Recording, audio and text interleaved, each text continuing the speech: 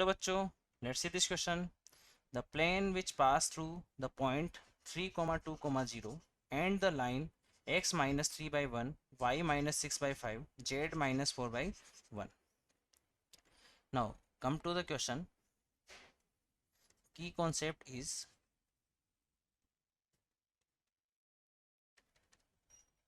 here. Equation of line L is x minus x1 by a, y minus y1 upon b, z minus z1 upon c. तो यहाँ पर जो line है basically पास करती है x1 y1 z1 से. तो line L passes through x1 comma y1 comma z1.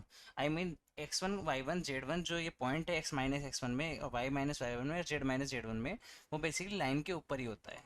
और यहाँ पर ए बी सी जो है वो यहाँ पर डायरेक्शन रेशोज है, direction ratios of line L.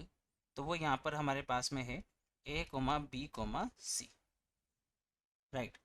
और अगर मैं यहाँ पर कोई प्लेन है, प्लेन P, उसकी इक्वेशन लिखूँ. Plane which passes through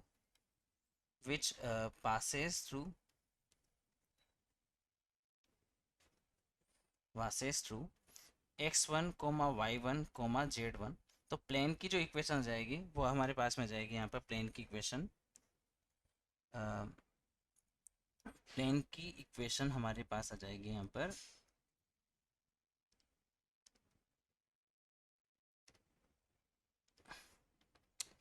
P हमारे पास में जाएगा a x minus x1 plus b y minus y1 plus c z minus z1. तो यहाँ पर बेसिकली ये हमारे पास में प्लेन की इक्वेशन निकल के आ जाएगी. और इसमें यहाँ पर ए बी सी जो होते हैं वो डायरेक्शन रेशोज होते हैं, direction ratios perpendicular to plane.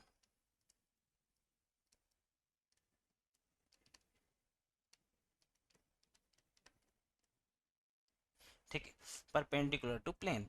अब यहाँ पर एक रिलेशन हो जाएगा कि अगर कोई भी दो डायरेक्शन रेशो है किसी भी दो लाइन के L1 के है L1 coma M1 coma N1, और एंड L2 के हैं यहाँ पर L2 coma M2 coma N2. तो अगर ये दोनों परपेंडिकुलर है, L1 परपेंडिकुलर टू L2, तो उस केस में L1 L2 plus M1 M2 plus N1 N2 जो होगा वो बराबर जीरो जाएगा, वो बराबर जीरो जाएगा. तो इसी कॉन्सेप्ट के साथ में हम इस क्वेश्चन को सोल्व करेंगे. यहाँ पर हमारे पास में प्लेन दे रखा, एक प्लेन है जो पास कर रहा है 3,2,0 से. एक प्लेन है जिस पर एक पॉइंट है 3,2,0. तो उस प्लेन की जो इक्वेशन हो जाएगी वो हमारे पास आ जाएगी a x minus x1 that means 3 plus b y minus y1 that means 2 plus c z minus z1 that means z बराबर 0. और दूसरी बात यह है कि यहाँ पर क्वेश्चन में बोला गया है कि and the line x minus 3 y बराबर y माइनस 6/5 z माइनस 4/4 जो है वो इससे पास कर रही है, वो लाइन भी इससे पास कर रही है. तो यहाँ पर अगर वो लाइन यहाँ पर कहीं होगा पास कर रही होगी तो उस पर पॉइंट हम बता सकते हैं. लाइन पर जो पॉइंट है वो यहाँ पर लाइन है हमारे पास में x minus 3/1 y minus 6/5 z minus 4/4. तो यहाँ पर बेसिकली ये पॉइंट हमारे पास आ जाएगा 3,6,4.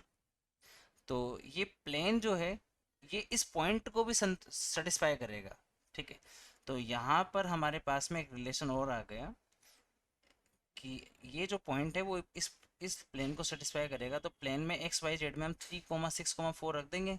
तो यहाँ पर आ जाएगा 3 माइनस 3 प्लस बी, वाई की जगह पे रख देंगे 6, तो 6 माइनस 2 प्लस का सी, और जेड की जगह रख देंगे 4. तो ये 0 के बराबर आ जाएगा. तो यहाँ से हमारे पास रिलेशन आ जाएगा 4b प्लस का 4c बराबर 0. दैट मीन्स b प्लस सी बराबर 0.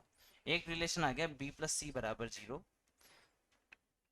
दूसरा रिलेशन आएगा कि हम डायरेक्शन रेशो ऑफ लाइन देखें डायरेक्शन रेशोज ऑफ लाइन देखें यहाँ पर, तो वो आ जाएंगे यहाँ पर हमारे पास में 1,5,4। और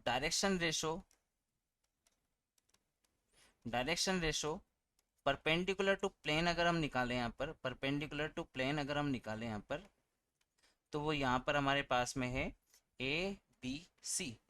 तो अगर ये लाइन जो है वो लाइन जो है वो प्लेन के ऊपर ही है, तो इसका मतलब ये जो direction ratio perpendicular to plane है वो लाइन के भी परपेंडिकुलर होगा। अगर ये दोनों एक दूसरे के परपेंडिकुलर होगा तो हम यहाँ पर बोल सकते हैं 1 × A प्लस 5 × B प्लस 4 जो C होगा वो 0 के बराबर होगा। तो ये एक रिलेशन आ गया A plus 5B plus 4C बराबर 0। तो बेसिकली हमारे पास में यहाँ पर दो रिलेशन आ गए इस क्वेश्चन के अकॉर्डिंग। एक तो हमारे पास आ गया A plus 5B plus 4C बराबर 0, और एक आ गया B प्लस C बराबर 0। तो हमारे पास में यहाँ पर दो रिलेशन आ गए। अब हम इन दोनों रिलेशन को सोल्व कर सकते हैं यहाँ पर। तो यहाँ पर इन दोनों को सोल्व करेंगे, ये क्वेश्चन नंबर 1 हो गई, ये क्वेश्चन नंबर 2 हो गई। और अगर इन दोनों को सोल्व करें यहाँ पर, तो A plus 5B plus 4C बराबर 0 है, और एक है हमारे पास में यहाँ पर